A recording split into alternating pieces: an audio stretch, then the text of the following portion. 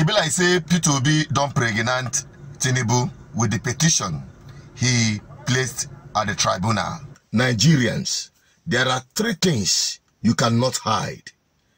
The sun, a 9-month-old pregnancy, and Tinubu's sickness.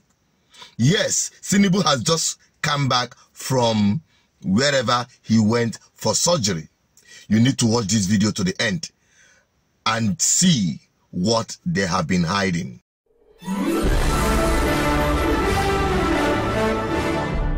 You're welcome back again. This is BVI Channel 1, where we bring it to you as it happen. Like I said, one thing about Tinubu is that you cannot hide his sickness from the rest of other Nigerians.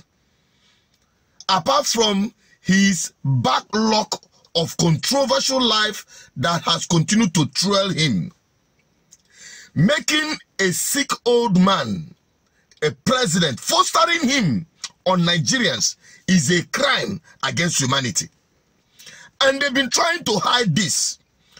We've been able to endure through the 8 agony years of Buhari. But the one of Tinubu will be the breaking point of the impunity of the Nigerian state. Tinubu don't come back from where he went to. And like I told you earlier, he had a surgery. You need to watch this video. Oh yeah, take a look at that right arm. You can see that flash of red cycle. You can see the tube that is fixed to his arm. Watch it again. You can see that that's exactly the tube that is attached to Tinubu's arm.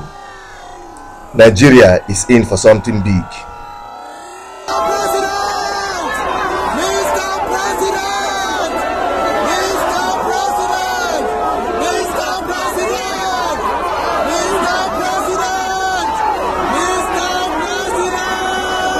Can you see that?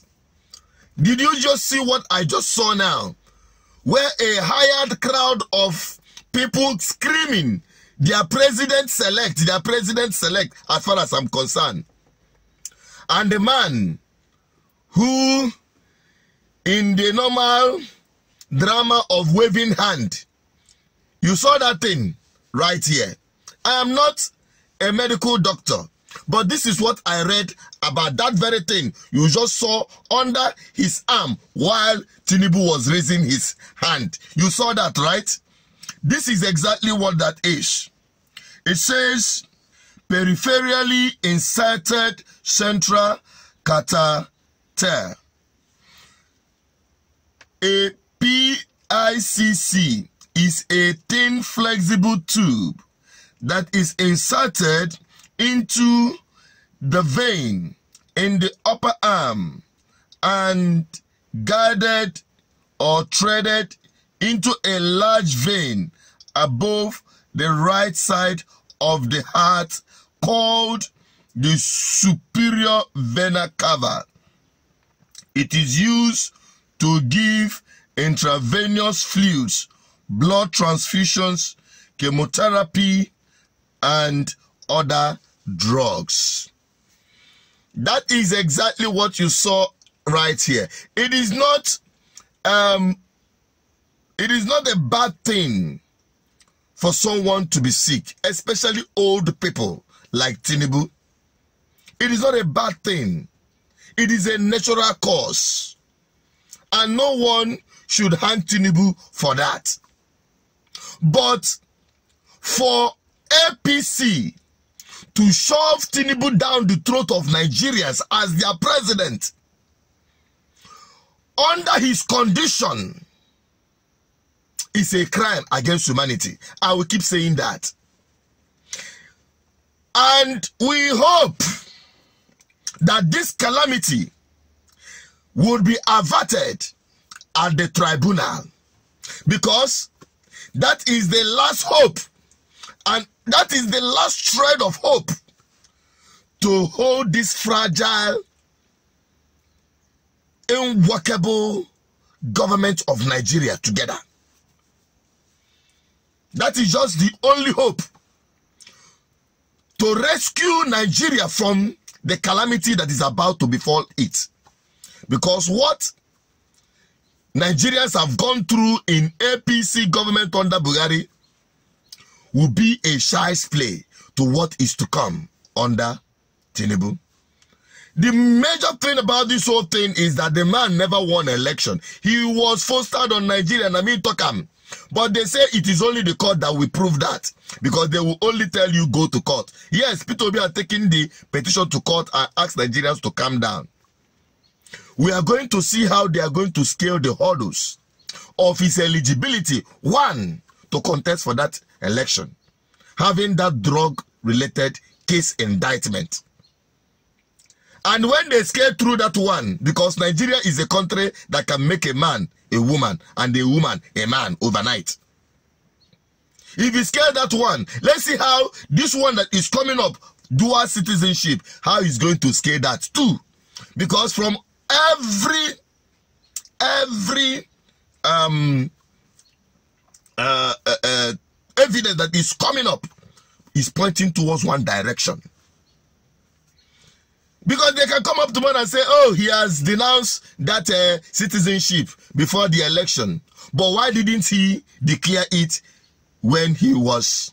The president-elect has in fact committed the crime of perjury, which is lying under oath. Now, on his INEC EC9 declaration, which is essentially a sworn affidavit stating one's intention to run for president, there are several questions that are asked on the affidavit. One of them is, have you ever obtained citizenship of another country?